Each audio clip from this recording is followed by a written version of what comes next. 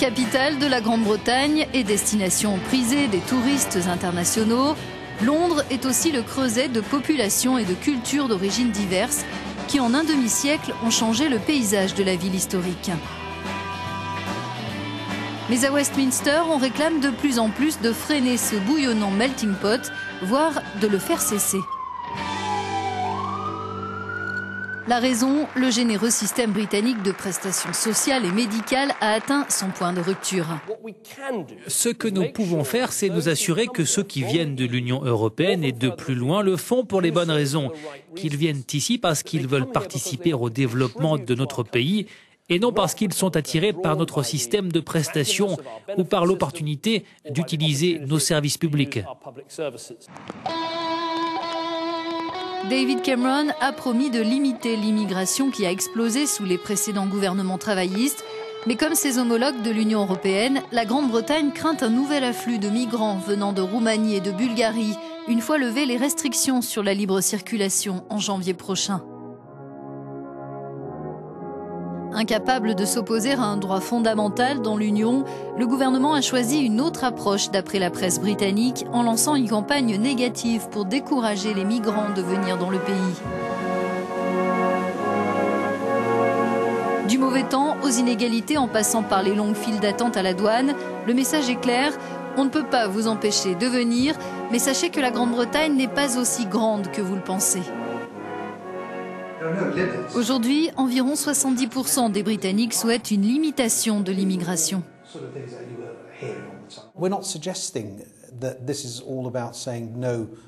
On ne sous-entend pas qu'il suffit de dire « non, ne venez pas ». Ce que nous disons en revanche, c'est qu'en réalité, le gouvernement, les autorités ont une petite idée du nombre de migrants qui vont arriver et qu'ils doivent préparer les choses contrairement à 2004 où ils n'avaient rien fait. À l'époque, on nous avait dit qu'il y aurait 13 000 personnes par an qui viendraient des 8 pays rejoignant l'Union.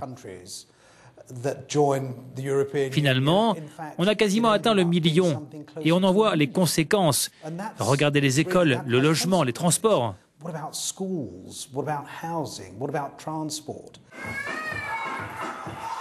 Séance de répétition à Boston, dans le Lincolnshire, à environ 2 heures de route au nord de Londres.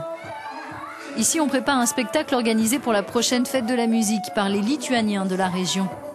La musique n'a rien de lituanienne, signe que ces danseurs sont en rythme avec l'intégration. D'ailleurs, la professeure et une élève nous assurent être là pour participer et non pour profiter d'un système.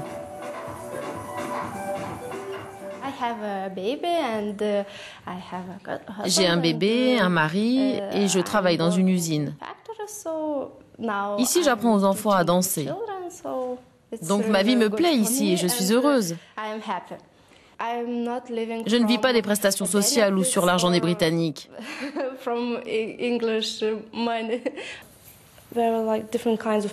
Il y a différentes sortes de gens. Comme le disait la professeure, certains volent. Mais moi, je ne suis pas là pour ça. Je suis là pour mon avenir. Après l'adhésion à l'Union de pays de l'Est de l'Europe en 2004, ils sont des milliers à avoir choisi Boston pour chercher une vie meilleure et notamment travailler dans des fermes ou des usines. Dans cette petite ville, les immigrés en provenance de l'UE sont 10 fois plus nombreux aujourd'hui qu'il y a moins de 10 ans. Un motif d'inquiétude pour la population locale qui s'est traduit par un vote pour UKIP lors des élections locales partielles ces dernières semaines. Ce parti, longtemps considéré comme d'extrême droite, qui milite pour une sortie du Royaume-Uni de l'Union, est soutenu par un Britannique sur 5. Nous rencontrons son représentant local. Dans le positionnement de UKIP, il n'est pas question de race. C'est un problème de territoire. Nous sommes un petit pays, on ne peut pas faire face et on doit limiter l'immigration. UKIP va mettre en place des contrôles directs aux frontières avec un système de visa comme en Australie, au Canada ou aux États-Unis. Si on a besoin de médecins, chirurgiens, coiffeurs ou plombiers, on peut les faire venir du monde entier. Mais nous n'avons pas besoin d'une immigration européenne illimitée et non qualifiée. On a plus d'1 million de jeunes Britanniques sans emploi et on veut que ce soit eux qui occupent ces emplois. Dans ce bastion des conservateurs, certains espèrent qu'en votant pour UKIP, David Cameron tiendra compte d'un message qu'il ne peut plus ignorer. J'ai soutenu les conservateurs toute ma vie. Je viens de prendre ma retraite après avoir passé 40 ans dans l'armée. Je suis un thatchériste convaincu. Aujourd'hui, ils ne tiennent plus le discours que nous voulons entendre, en particulier sur l'Union européenne. On ne veut pas vraiment en faire partie. On est ravis de faire du commerce dans et hors de l'Union, mais il y a tout cet argent que ça nous coûte tous les jours. Nous devons l'investir dans notre propre pays. C'est pour ça que je vote UKIP.